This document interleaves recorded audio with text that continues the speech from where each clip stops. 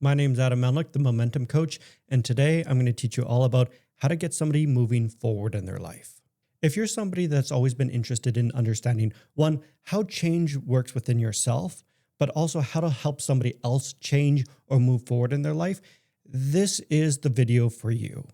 Because whether you're in a leadership position where you're trying to figure out, awesome, how do I move my employees from point A to point B, or just help a friend through something, or maybe you're looking at your own life and saying, how do I institute change for myself?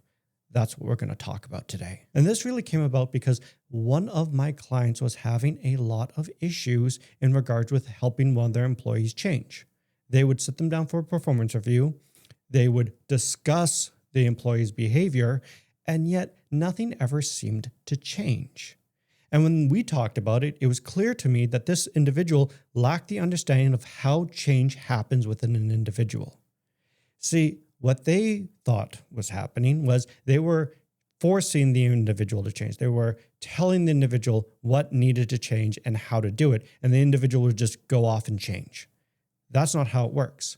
Because what my client didn't understand was they were an outside pressure pushing down on the individual. It's an outside pressure. The thing is, when that outside pressure disappears, whatever change happened to that individual kind of just disappears or goes away. And the reason why it goes away is because they themselves never wanted to change. See, true personal change happens internally, not externally. The change has to come from the person, the individual, first and foremost. It can't come from you, which is why, for example, when I worked in mental health and addictions, I couldn't just tell somebody, hey, stop doing drugs. That didn't work. I had to work with them and build up the internal pressure inside of them to cause that, hey, I want to change.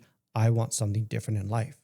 And I use this in my coaching as well. If you come coaching with me and you say, hey, I don't know what I want in life, I don't really know where I want to go, or I just have this vague sense of something needs to change, my job is to work on building that internal pressure inside of you to get you to the point of, hey, I want to change.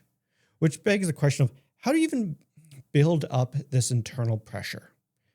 The easiest way to understand is you need to answer one fundamental question, which is why? Why? Why should they change? What's in it for them? Why should they care? If you're a revolutionary and you're trying to galvanize the citizens to rise up, you need to answer why. Why should they care about your revolution? What's in it for them? And I know this might sound selfish, but each individual that you encounter, they are the main character of their own story. You are simply a side character. They themselves have to answer the question of, why should I care about your cause and why should I join you? And it's the same thing in a performance review. You want them to change. You need to answer why. The logical response I get from managers is, well, if they don't change, they'll lose their job. But that's not a big enough why. Especially in today's career market, many people lose their jobs all the time. Layoffs are rampant.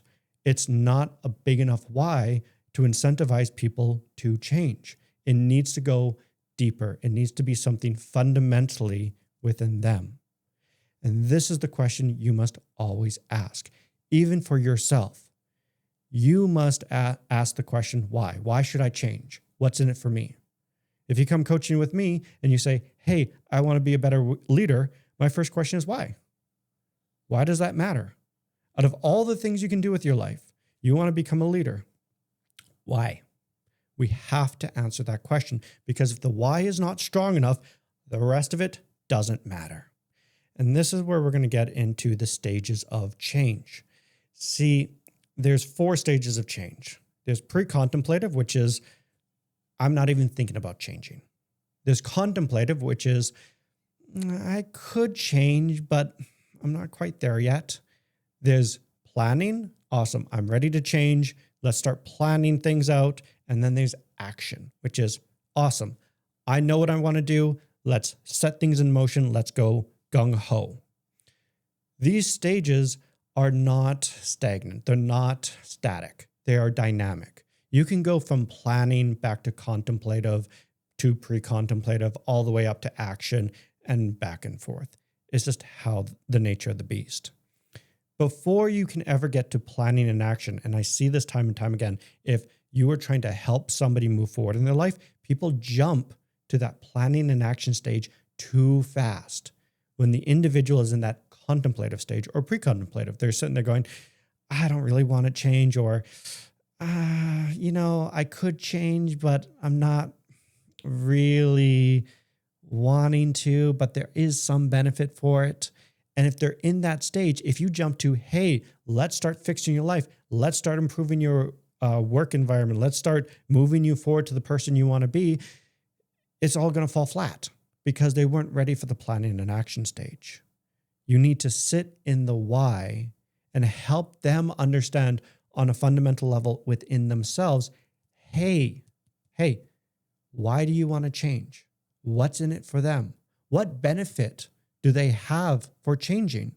How would it change their life? Who are they going to become if they institute this change?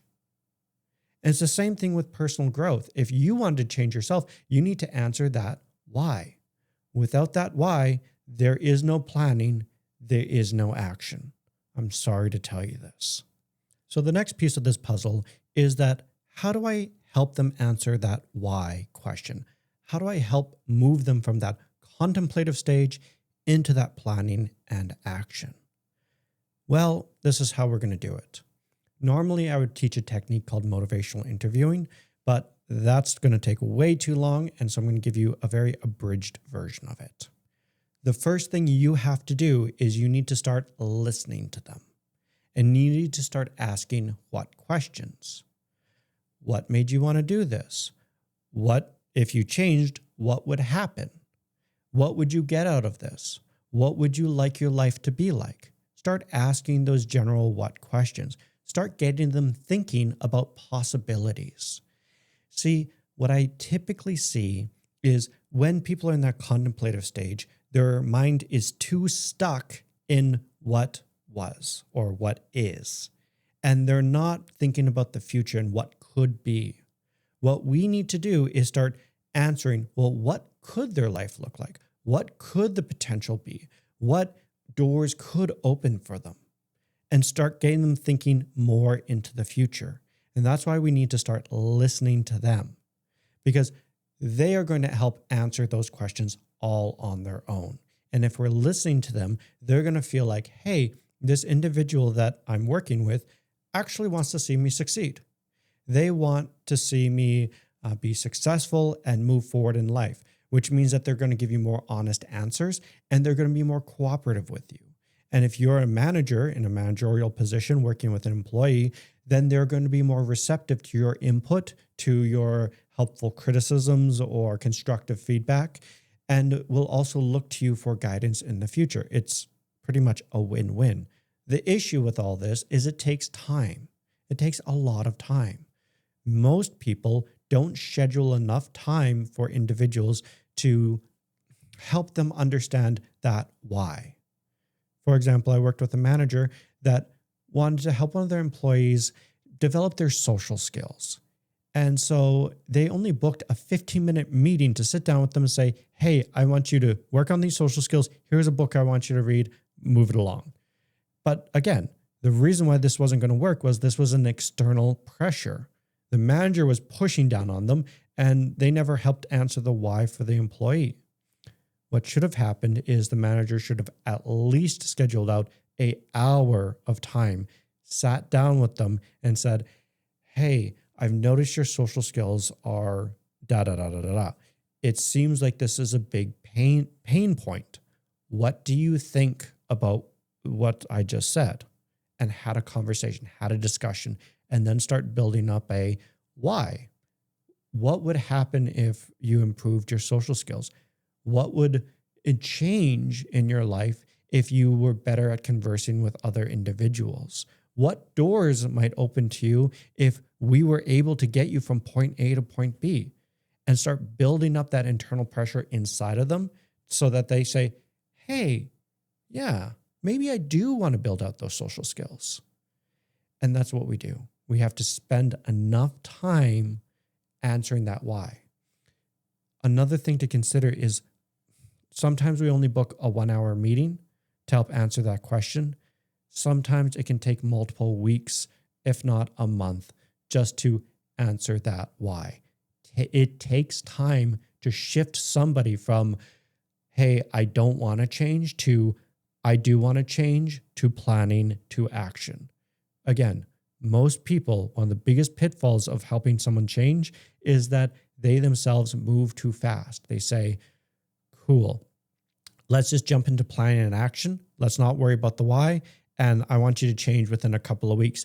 And then again, they're shocked with that after a couple of weeks, things all fall apart for them. It's like, well, what happens? Like, because you never answered that why for them. And so that is the thing to always remember. If you want somebody to change, if you want to help them change, even if you want to change yourself, you need to answer that question of why. You have to move yourself from that contemplative and pre-contemplative stage into that planning and action. If you're stuck in your personal life or your professional life and you need help moving forward and answering that why, come sit down for a free coaching consultation where we can sit down and understand, hey, where do you want to go and how we can get you there. Otherwise, I'll see you guys in the next video. Take care.